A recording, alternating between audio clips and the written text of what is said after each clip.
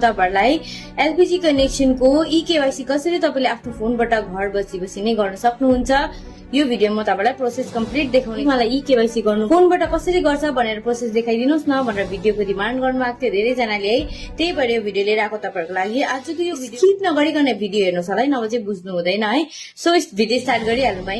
Follow गर्नु भएको छैन फलो गर्न सक्नुहुन्छ है। त्यसको लागि अब सबैभन्दा पहिला हामीलाई प्ले स्टोरमा जानु पर्यो। अब त्यहाँनिर सर्च गर्नु पर्यो इन्डियन ओइल भनेर है। यसरी इन्डियन ओइल भनेर सर्च गर्नुभयो यस्तो एप्लिकेसन यहाँ तपाईको सो हुन्छ र अब यसलाई हामीले इन्स्टल गर्नुपर्छ है। र यो हेर्न सक्नुहुन्छ यो भेरिफाइड एप हो। यसबाट तपाईले इजिली ई-केवाईसी कम्प्लिट गर्न सक्नुहुन्छ घर बसी नै। यसलाई सिम्पली हामीले इन्स्टल गर्नु पर्यो। अब इन्स्टल भइसक्यो भने यसलाई ओपन गर्नु पर्यो। अब ओपन गरेपछि हेर्न सक्नुहुन्छ है। अब यहाँ यसरी तपाईको स्क्रिन सो हुन्छ। त्यसपछि हामीले नेक्स्टमा क्लिक गर्दै गर्नु पर्यो। अब स्टेप राम्ररी हेर्नुस् होला है, न फेरि प्रब्लम हुन्छ तपाईहरुलाई नै।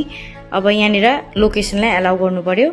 त्यसपछि हेर्न सक्नुहुन्छ यसरी ड्याशबोर्ड सो हुन्छ। अब ड्याशबोर्ड सो भयो भने हेर्न सक्नुहुन्छ थुप्रै यहाँ अप्सनहरु छ है। अब तपाईको नियर बाइ पेट्रोल पम्पहरु कुन चाहिँ छ कति रहेछ सबै त्यो तल पनि यहाँ सो हुँदैछ है। अब हामीलाई सिम्पली के गर्नुपर्छ भन्दाखेरि ई-केवाईसी को लागि चाहिँ पहिला हामीले लगइन गर्नुपर्छ। अब लगइन गर्नुको लागि कर्नरमा हेर्न सक्नुहुन्छ यहाँनिर है।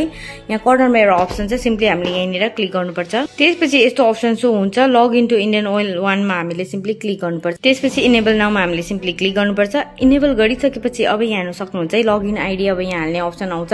तपाईको अलरेडी लगइन आइडी छ भने यहाँनिर एन्टर गरेर तपाई लगइन गर्न सक्नुहुन्छ। लगइन आइडी थियो तपाईको पासवर्ड बिर्सिनु भयो भने फर्गेटमा यहाँ क्लिक गरेर तपाईले यहाँनिर लगइन गर्न सक्नुहुन्छ। इफ तपाईको लगइन आइडी पासवर्ड केही पनि छैन भने चाहिँ यहाँनिर रेजिस्टर नाउमा सिम्पली क्लिक गर्नुपर्छ। यहाँ तल हेर्न सक्नुहुन्छ है। त्यसपछि यहाँ हेर्न सक्नुहुन्छ मोबाइल नम्बर हाल्ने अप्सन आउँछ है, अन्त इमेल हाल्ने अप्सन आउँछ। तपाईको मोबाइल नम्बर कुन चाहिँ हाल्नुपर्छ भन्दाखेरि जुन चाहिँ तपाईको एलपीजी कनेक्सनसित है नम्बर लिंक छ त्यो नम्बर यहाँ एन्टर गर्नु पर्यो। त्यसपछि यो चेक बक्समा टिक गरेर कन्टिन्यूमा क्लिक गर्नु पर्यो। अब क्लिक गरिसकेपछि अब यहाँ हेर्न सक्नुहुन्छ फेरि यस्तो ड्याशबोर्ड सो हुन्छ। तपाईले त्यहाँनिर करेक्ट फोन नम्बरहरु एन्टर गर्नुभयो भने तपाईको जति पनि डिटेल्स छ एलपीजी कनेक्सनमा है सबै यहाँनिर सो भइहाल्छ। कोड वर्डमा सो हुन्छ यहाँ हेर्न सक्नुहुन्छ।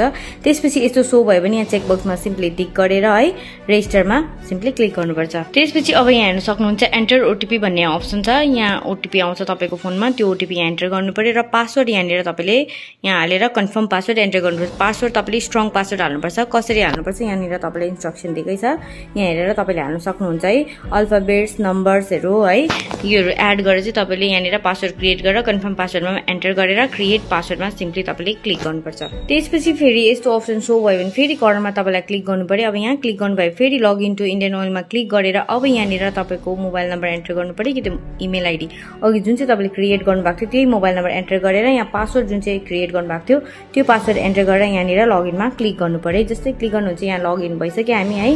तपाईहरुको पनि जस्तो लगइन भयो भने चाहिँ यसरी यहाँनिर नामसाम सबै सो भइहाल्छ। अब यहाँ हेर्न सक्नुहुन्छ ई-केवाईसी को लागि यहाँ तल बीचमा देखाउँदैछ ई-केवाईसी है, त्यही हामीले क्लिक गर्नुपर्छ। क्लिक गर्नुभयो भने अब यहाँ हेर्न सक्नुहुन्छ व्हाट इज ई-केवाईसी तल यहाँनिर पढ्नु पनि सक्नुहुन्छ। त्यसपछि यहाँनिर ल्याङ्ग्वेज सेलेक्ट गरेर यहाँनिर चेक बक्समा टिक गरेर यहाँनिर फेस स्क्यान भन्ने अप्सन छ यहाँनिर क्लिक गर्नुपर्छ। अब हामीलाई फेस स्क्यान गर्नुको लागि एउटा एप्लिकेसन इन्स्टल गर्नुपर्छ। त्यसको लागि प्ले स्टोरमा जानु पर्यो। अब यहाँनिर हामीले सर्च गर्नु पर्यो सिम्पली हुन्छ आधार फेस आरडी भनेर सर्च गर्नुभयो भने यहाँनिर इन्स्टलको अप्सन आउँछ। सिम्पली हामीलाई यसलाई इन्स्टल गर्नै पर्छ, नभए तपाईले आफ्नो फेस स्क्यान गर्न सक्नु हुँदैन है। यसलाई अब इन्स्टल गरिसके हामीले त्यसपछि फेरि ब्याक आउनु पर्यो त्यही अप्सनमा। त्यसपछि यहाँनिर अब हामीले फेस स्क्यानमा क्लिक गर्यो भने हेर्न सक्नुहुन्छ फेस अथेन्टिकेसन एडभाइजरिज यहाँ देखाउँदैछ। यसरी तपाईको यहाँनिर है लाइटमा बस्नुपर्छ है। तपाईले के गर्नुपर्छ सबै इन्स्ट्रक्सनहरु यहाँ दिएको छ। त्यसपछि यहाँनिर चेक बक्समा टिक गरेर प्रोसिड क्लिक गर्नुपर्छ है। त्यसपछि मान्छेको यहाँनिर जसको सिलिन्डर नाममा छ उहाँको फेस यहाँनिर अथेन्टिकेट गर्नु पर्यो। यसरी हेर्न सक्नुहुन्छ। अब यसरी फेस स्क्यान सक्सेसफुली भइसकेपछि यहाँ हेर्न सक्नुहुन्छ तपाईको डिटेल्सहरु सबै यहाँनिर कस्टमरको सो हुन्छ यहाँ हेर्न सक्नुहुन्छ है। त्यस सबमिटमा जस्तै क्लिक गर्नुहुन्छ एकछिनपछि यहाँ हेर्न सक्नुहुन्छ ई-केवाईसी कम्प्लिटेड यहाँनिर सो हुन थालिसकेको छ। अब यहाँनिर ओके गर्नुभयो भने त्यसरी नै तपाईले अब यो हामीले इन्डियन कनेक्सनको हामीले ई-केवाईसी